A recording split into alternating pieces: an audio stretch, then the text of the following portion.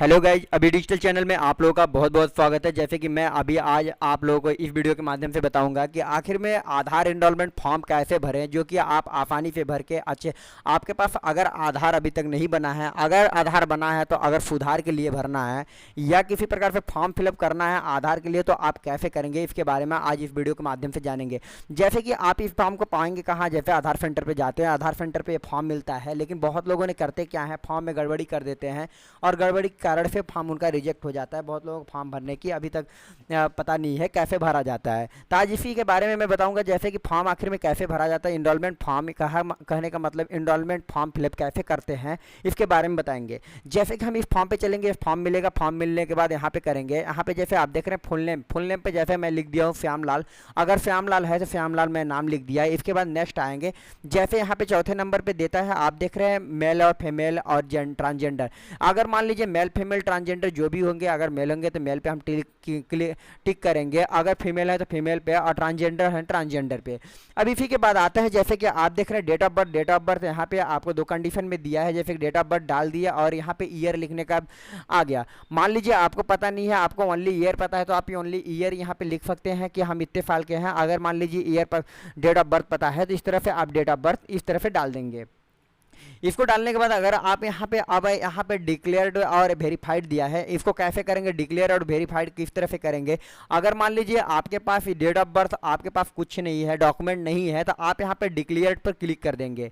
लेकिन अगर आपके पास उसी जगह पे आपके पास अगर डेट ऑफ बर्थ या 10th मार्कशीट है, तो आप यहाँ पे वेरीफाइड पे क्लिक करेंगे और नेक्स्ट और के आगे आ जाएंगे। जैसे छठवें नंबर पे आएंगे, बहुत लोगों ने यहाँ पे आते ही कुछ मिसमैच कर देते हैं। जैसे लिखा है गार्जियन जेंडर, जैसे कि सॉरी, जैसे छठे नंबर पे दिया है एड्रेस और फीओ, जैसे कि न्यू फॉर्म पे आ गया है, न्यू फॉर्म ये है।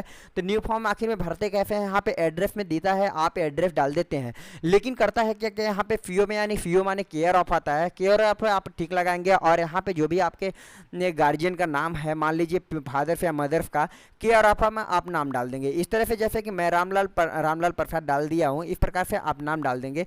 इसी प्रकार से नेक्स्ट छठे ही नंबर में आप आगे आएंगे, जैसे कि यहाँ पे हाउस नंबर या बिल्डिंग पार्ट, हाउस नंबर आपके पास है तो हाउस नंबर डालेंगे इस तरह से, जैसे कि हाउस नंबर 102 में डाल दिया। और यहाँ पे डालने के बाद और नेक्स्ट आगे को आ जाए street road line. Street road line में आप होता है क्या है, अगर कौन सा रोड लाइन है, किस एरिया में है, इसके माध्यम पहचानी करने के लिए आप यहाँ पे डाल देंगे। जैसे कि मैं डाल दिया रजमिलान रोड खुटार, जैसे कि रजमिलान रोड खुटार डाल दिया, इसके बारे में आप जानेंगे। फिर इसी प्रकार से नेक्स्ट में जैसे चलते हैं, यहाँ पे आएंगे, यहाँ पे जैसे आपका दिया लैंडमार्क में होता क्या है कि लैंडमार्क आपका एरिया यानी कि नज़दीकी में है कहाँ के, इसके बारे में आप जानेंगे। जैसे लैंडमार्क में डाल दिया नियर पंचायत भवन।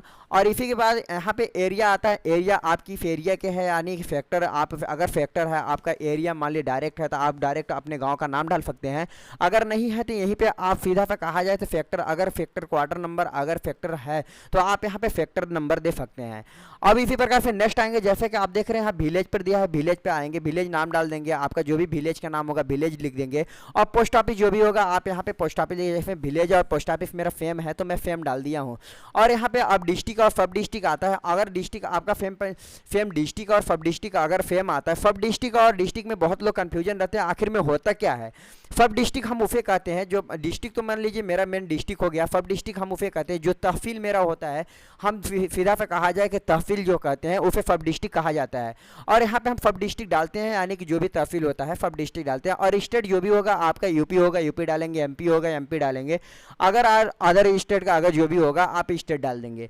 स्टेट डालने के बाद अब आता है मेल आईडी, यानी कि ये आपका मेल आईडी मैंडेटरी होता नहीं है, लेकिन आप अगर डालते हैं तो आपको मेल और मोबाइल नंबर डालने से एक फ़ायदा होता है, जो कि आप अगर ई आधार आप यहाँ पे सीधा जाते हैं, अगर मान लीजिए लिखते हैं ई आधार, लिखते हैं यहाँ पे ई आधार अगर लिखते हैं तो आप सीधा सा यहाँ पे ई आधार जब डाउनलोड करते हैं तो आपके मोबाइल पे ही ये आपको उपलब्ध होता है, जो कि ओटीपी आता है, ओटीपी के माध्यम से ही आप डाउनलोड कर सकते हैं। इसलिए आपको वो ईमेल आईडी और मोबाइल नंबर डाला लेना चाहिए। और इसके बाद आता है यहाँ पे, जैसे कि आप देख रहे हैं यहाँ पे एरिया पिन कोड जो भी होता है आप एरिया पिन कोड दर्शाएंगे। और यहाँ पे 7वें नंबर पर जैसे आएंगे, अब यहाँ पे दिया है details of father mother guardian husband wife. तो आप इसको किस लिए रहता है, आप अगर मान लीजिए आपका कोई भी डॉक्यूमेंट नहीं है, आपके फादर का मान लीजिए आधार कार्ड बना हुआ है, तो उस कंडीशन में आप अपने फादर का है तो आप खुद का आधार कार्ड आप बनवा सकते हैं। तो उसकी जगह पे आप करेंगे क्या, यहाँ पे टिक लगाएंगे फादर्स में और यहाँ पे फादर्स नेम देंगे और यहाँ पे जैसे ईआईडी और आधार नंबर 2 कंडीशन दिया है, यहाँ पे टिक लगाएंगे। अगर इंडोलमेंट आईडी है तो इंडोलमेंट आईडी पे टिक लगाएंगे, अगर आधार नंबर है तो आधार नंबर पे लगाएंगे। जैसे आधार नंबर लगाएंगे यहाँ पे आधार नंबर डालेंगे, आधार नंबर डालने के बाद अब नेक्स्ट की ओर चले आएंगे। जैसे वेरीफाइड टाइप में देता है डॉक्यूमेंट बेस्ड, यहाँ पे वेरीफाइड में इंट्रोड्यूसर और हेड फैमिली। तो जैसे इंट्रोड्यूसर हेड फैमिली में होता क्या है, इंट्रोड्यूसर हेड फैमिली का और यहाँ पे फादर्स और मदर्स का 2 कंडीशन में ये होता है। अगर आप बच्चे 5 साल से कम है तो 5 ईयर से अगर कम है तो ये कंडीशन में ये लागू होता है। माता या पिता या गार्जियन का किसी भी कंडीशन में इनका नाम देना आवश्यक होता है। और यहाँ पे कहा जाए, जैसे कि आप देख रहे हैं यहाँ आता है वेरीफाइड टाइप है। अगर गार्जियन के थ्रू आप बनवाना चाहते हैं, किसी गार्जियन के थ्रू आप यहाँ पे डाल सकते हैं आसानी से यहाँ डाल के। जैसे कि इंट्रोड्यूसर होता है, आप इंट्रोड्यूसर में यानी जान पहचान वाला होता है तो इंट्रोड्यूसर पे आप क्लिक करेंगे। अगर मान लीजिए हेड फैमिली है, अगर फैमिली के कोई मेंबर है तो आप फैमिली पे करेंगे और नेक्स्ट की ओर चले आएंगे। जैसे आप आएंगे यहाँ पे, अगर आप देख रहे हैं POL यहाँ ये डॉक्यूमेंट यानी कि फॉर्म डॉक्यूमेंट बेस्ड, आप डॉक्यूमेंट किस डॉक्यूमेंट से आप अपना आधार बनवा रहे हैं इसके बारे में है। अगर वोटर आई डी बनवा रहे हैं तो आप यहाँ पे वोटर ID दर्शाएंगे और यहाँ पे अगर पासपोर्ट दे रहे हैं तो यहाँ पे पासपोर्ट दर्शाएंगे और यहाँ पे अगर DOB के लिए पैन कार्ड दे रहे हैं पैन कार्ड और बर्थ सर्टिफिकेट दे रहे हैं तो यहाँ पे बर्थ सर्टिफिकेट लिखेंगे। और यहाँ पे POR यानी प्रूफ ऑफ रेसिडेंशियल, जो भी प्रूफ ऑफ रेसिडेंशियल होता है आप यहाँ पे वोटर ID या जो भी आप ड्राइविंग लाइसेंस जो भी दिए हैं वहाँ पे आप दर्शा सकते हैं। अब यहाँ पे आता है जैसे इंट्रोड्यूसर का, आप मैं बताया जैसे कि इंट्रोड्यूसर आप यहाँ पे इंट्रोड्यूसर का दिए हैं तो अगर इंट्रोड्यूसर का अब यहाँ पे नाम रहेगा, अगर आपने यहाँ तक दिया है तो यहाँ पे इंट्रोड्यूसर का आधार नंबर रहेगा।